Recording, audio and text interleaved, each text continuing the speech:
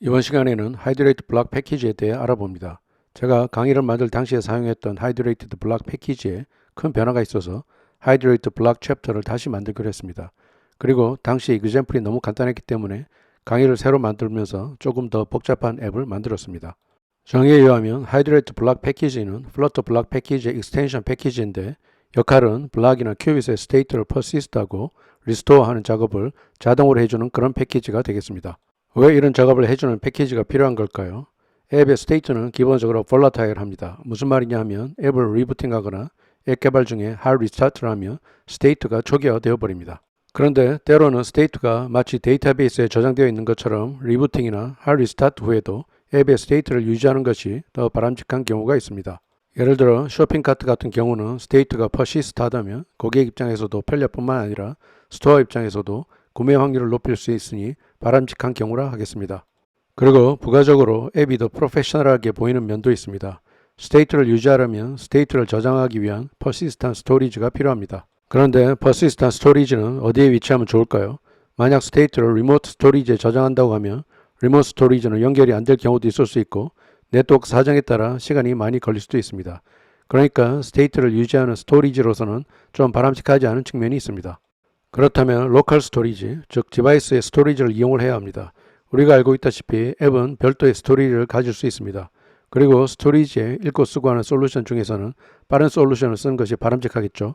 하이드레이티드 블락은 하이브를 사용하고 있는데 하이브는 다른 로컬 스토리지 솔루션인 SQL플라이트나 Shared Preferences에 비해 훨씬 빠릅니다.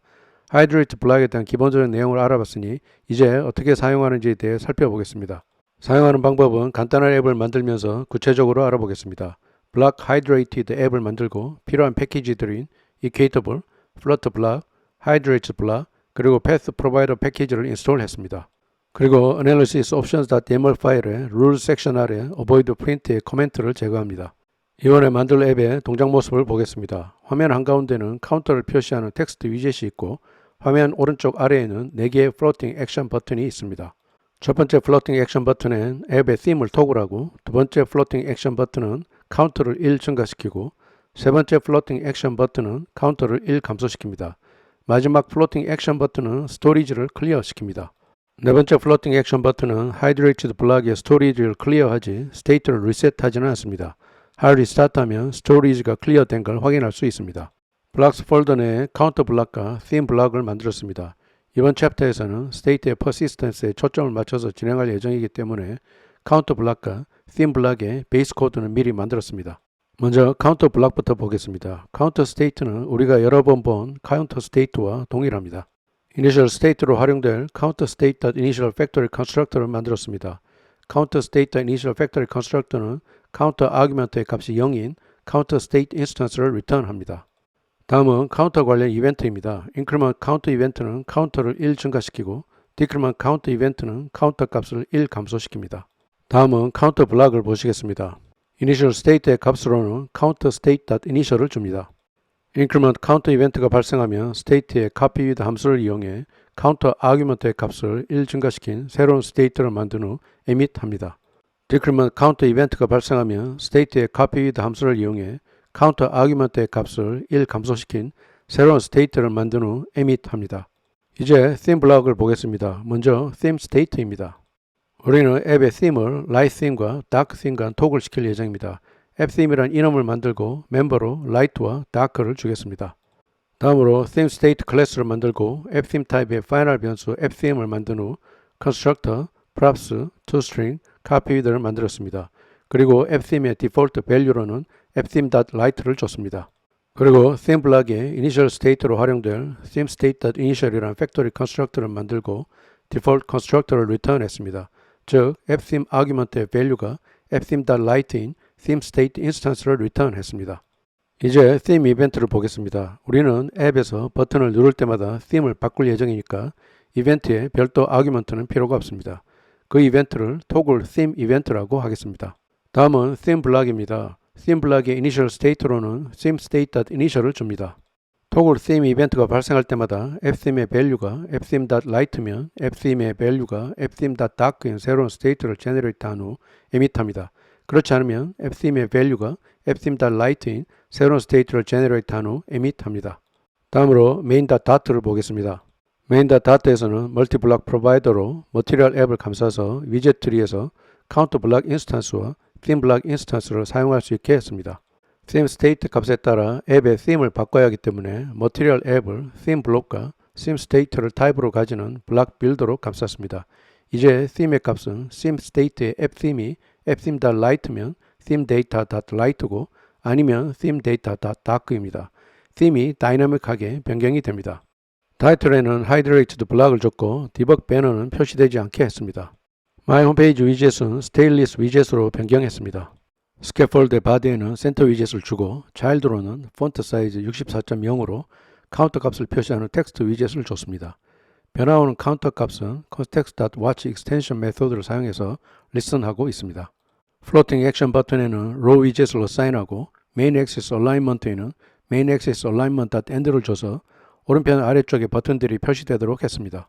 첫 번째 차일드로는 theme을 토글하는 플로팅 액션 버튼을 만들었습니다.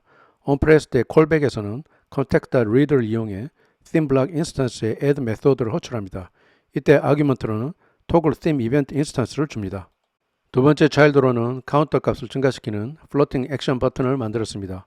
onPress 콜백에서는 context.reader를 이용해 counter block instance의 add 메소드를 호출합니다. 이때 아규먼트로는 increment count event instance를 줍니다. 세 번째 차일드로는 카운터 값을 감소시키는 floating action 버튼을 만들었습니다.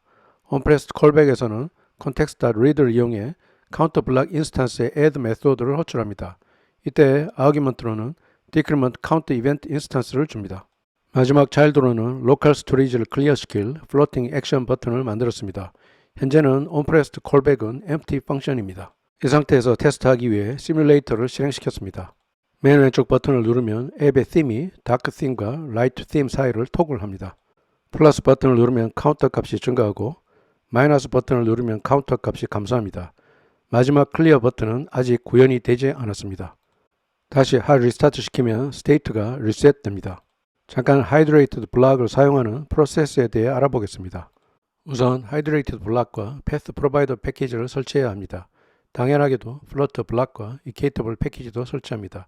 이때 .data class generate extension은 hydrated 블락을 사용하는 데 큰 도움이 됩니다. 다음으로 우리가 해야 할 일은 hydrated 블락에 state를 저장하기 위해 필요한 저장 장소의 위치를 알려주는 겁니다. 그림에서 보시는 것과 같이 hydrated storage.build 함수에 storage 디렉토리에 사용하고자 하는 디렉토리를 지정합니다. get temporary directory 함수를 이용해 temporary 디렉토리를 저장 장소로 지정할 수도 있지만 temporary 디렉토리는 시스템에서 지우거나 할 수 있기 때문에 세이프한 옵션은 아닙니다. 그리고 hydrated storage.build 함수의 return 값을 hydrated block.storage에 저장합니다.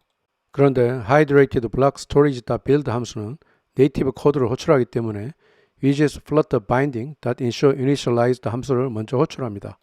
여기서 잠깐 버전 8.0대에서는 어떻게 했는지 살펴보겠습니다. 버전 8.0대에서는 그림에서 보시는 것과 같이 hydrated block overrides.run joined 함수의 콜백으로 run 앱을 제공하고 스토리지의 값으로는 hydrated storage.build의 return 값인 storage를 줘야 했습니다.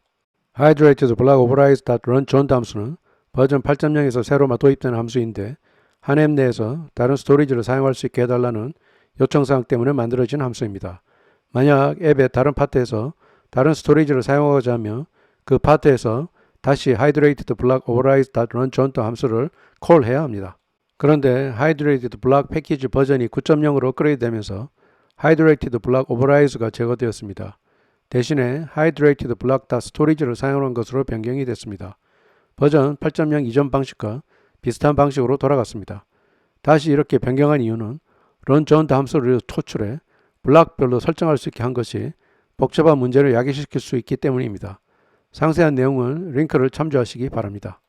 다음으로 .data class generate extension에 generate JSON serialization을 state class에 적용해 from map to map, from JSON to JSON 펑션을 만듭니다.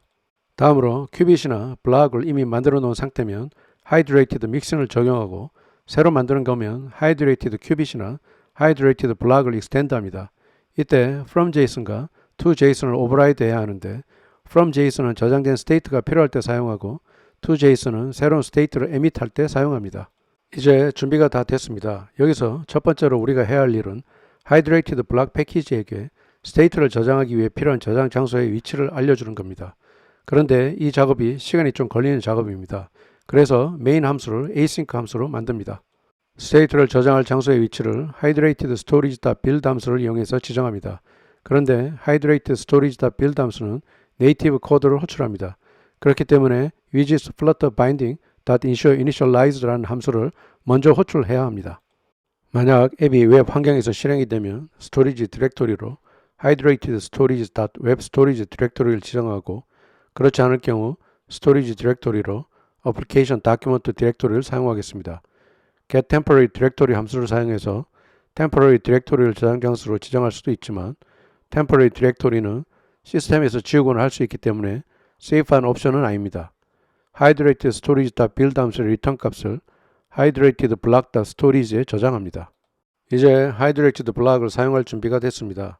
우선 my앱의 네 번째 floating action 버튼의 onPressed callback에 storage를 클리어하는 기능을 넣겠습니다. onPressed callback에서 hydrated block.storage에 clear 함수를 호출합니다. 다음으로는 counterState 클래스의 .data class generate extension을 이용해서 추가적인 작업을 하겠습니다. .data class generate extension에 보면 generate JSON serialization이라는 메뉴가 있습니다. 이 메뉴는 from map, to map, from JSON, to JSON 함수를 state 클래스에 추가합니다. 우리가 흔히 사용하는 from JSON, to JSON 함수가 여기에서는 from map, to map이라는 이름으로 생성되었습니다.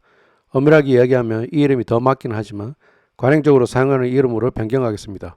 to map을 to JSON으로 변경하겠습니다. 다음으로 from map을 from JSON으로 변경하고 map argument를 JSON으로 변경하고 함수 내 모든 맵을 JSON으로 변경합니다. 다음으로 아래 to JSON과 from JSON을 삭제합니다. 그리고 파일 메뉴로 가서 .convert package import를 삭제합니다. 다음으로는 이미 만들었던 큐빗 또는 블락에 hydrated mixin을 적용하거나 큐빗 또는 블락을 만들 때 hydrated 큐빗 또는 hydrated 블락을 extend 합니다. counter 블락에 hydrated mixin을 적용하겠습니다. 그랬더니 counter 블락에 red squiggle 라인이 표시됩니다. 라이트 벌브를 클릭해보니 create to missing override라고 나옵니다. 선택하겠습니다. 그랬더니 두 개의 함수 템플릿가 생성됐습니다. from JSON 함수는 저장된 스테이트가 필요할 때마다 호출이 됩니다. JSON 형태로 저장된 데이터를 가지고 와서 다시 counter state 형태로 변경을 시켜 return 해줍니다. to JSON 함수는 새로운 스테이트가 제너레이트 될 때마다 호출이 됩니다. hydrated 블락이 hive의 JSON 포맷으로 저장합니다.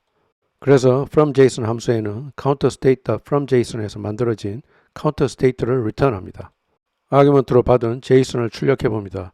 counterState.from JSON의 return 값을 counterState 변수에 저장한 후 값을 리턴하기 전에 콘솔에 출력을 합니다. 다음으로 counterState를 return합니다. toJSON에서는 맵으로 변환된 state를 return합니다. 아규먼트로 받은 state를 출력해 봅니다. state.toJSON의 return 값을 counterJSON 변수에 저장한 후 값을 리턴하기 전에 콘솔에 출력을 합니다. 다음으로 counterJSON을 return합니다.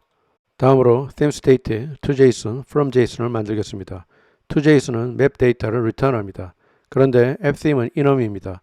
어떤 값을 어사인하면 될까요? .2.17부터 extended enum이라는 컨셉트가 도입되었습니다. 쉽게 이야기하면 enum의 클래스처럼 constructor 메소드를 정의할 수 있습니다. 그래서 enum을 수정하겠습니다. 그 끝에 쉼표를 세마이콜론으로 대체합니다. string을 return하는 toJSON을 정의합니다. return value로는 name을 줍니다. name은 디폴트로 enum value의 string representation입니다. 다음은 fromJSON입니다. fromJSON은 string 타입의 JSON을 받아서 enum value를 return합니다. enum의 values.byname 펑션을 이용하며 ftheme member를 return 해줍니다. 다음으로 themeState에서 .data class generate extension에 generate JSON serialization을 실행시킵니다.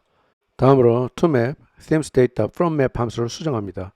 toMap을 toJSON으로 수정하고 ftheme.toMap을 ftheme.toJSON으로 수정합니다. 다음으로 모든 fromMap을 fromJSON으로 수정하고 argument는 JSON으로 수정합니다. 그리고 themeState 인스턴스 내에 map은 전부 JSON으로 수정합니다. 다음으로 toJSON과 themeState.fromJSON factory constructor를 삭제합니다. 그리고 파일 상단으로 가서 .convert import를 삭제합니다. 다음으로 theme 블락에 hydrated mixin을 적용하겠습니다. 라이트 벌브를 클릭해서 create to missing override를 선택합니다. 그랬더니 두 개의 함수 템플릿가 생성됐습니다. fromJSON 함수에서는 themeState.fromJSON에서 만들어진 themeState를 return합니다. 먼저 아규먼트로 받은 JSON을 출력해 봅니다. theme state from JSON의 리턴 값을 theme state 변수에 저장한 후 값을 리턴하기 전에 콘솔에 출력을 합니다. 다음으로 theme state를 리턴합니다. toJSON에서는 맵으로 변환된 state를 리턴합니다. 아규먼트로 받은 state를 출력해 봅니다. state.toJSON의 리턴 값을 counterJSON 변수에 저장한 후 값을 리턴하기 전에 콘솔에 출력을 합니다. 다음으로 counterJSON을 리턴합니다. hard 리스타트 시키고 테스트를 해보겠습니다. 플러스, 마이너스 버튼을 몇 번 눌러보겠습니다. 다음으로는 theme도 몇 번 변경을 해보겠습니다. 콘솔에 보시면 counterJSON과 themeJSON이 출력되고 있는 걸 볼 수 있습니다. state가 변할 때마다 스토리지에 JSON 형태로 저장을 합니다. hard 리스타트 시켜보겠습니다. state가 그대로 유지가 됐습니다. 그리고 콘솔에 보면 스토리지에서 읽어온 JSON에서 변환된 theme state와 counter state를 볼 수 있습니다. 여기서 클리어 버튼을 누른 후 hard 리스타트 시켜보겠습니다. 초기 상태로 리셋된 걸 확인할 수 있습니다. 이상으로 하이드레이티드 블락에 대해 알아봤습니다.